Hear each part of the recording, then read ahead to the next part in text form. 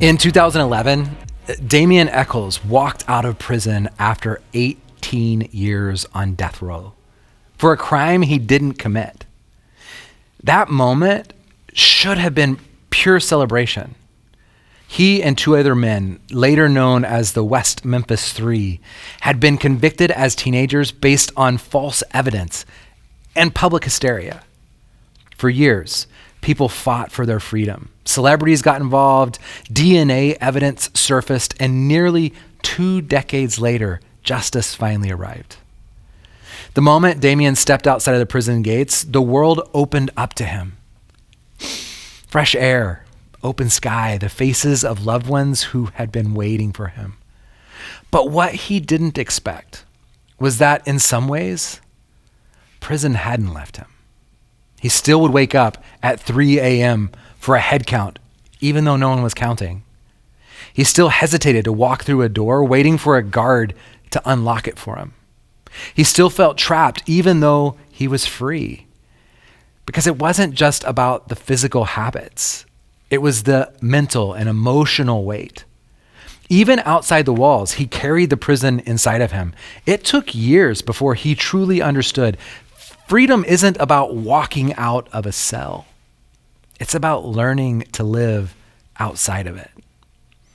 The parable of the unforgiving servant is one where Jesus tells a story about a man who owed an impossible debt.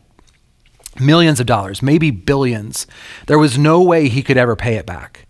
And so when the king forgives this entire thing, it's the kind of miracle that should change someone's life. But instead of embracing his newfound freedom, this man turns around and finds someone who owes him a much smaller amount. And instead of passing on the mercy he just received, instead of walking into the grace that was given to him, he chokes the guy, throws him in prison, because he might have been set free and he was still living like a prisoner. And so the question Jesus leaves us with in that parable is, are we any different? Marjorie Suhaki once wrote that forgiveness is the work of restorative justice, not just an act of mercy, but an act of reweaving the world, which means forgiveness is not about forgetting. Forgiveness isn't about pretending something didn't happen. Forgiveness is about refusing to live in the prison of what has been and stepping into the freedom of what could be. See, God is always luring us forward, that the future isn't bound by our past, that we're not just characters in a tragedy, but we're co-creators in a redemption story. But here's the hard part. We can be free, but still live like we're locked up. God can offer grace, and you can still choose resentment. God can offer freedom, and you can still choose bitterness. God can offer healing, and you can still choose to hold on to the wound. The chains are gone, but are you still holding on to them? So what would it take to walk out of the prison? Damien Echols had to unlearn his captivity. He had to recognize that just because he had been in prison didn't mean he had to stay there in his mind.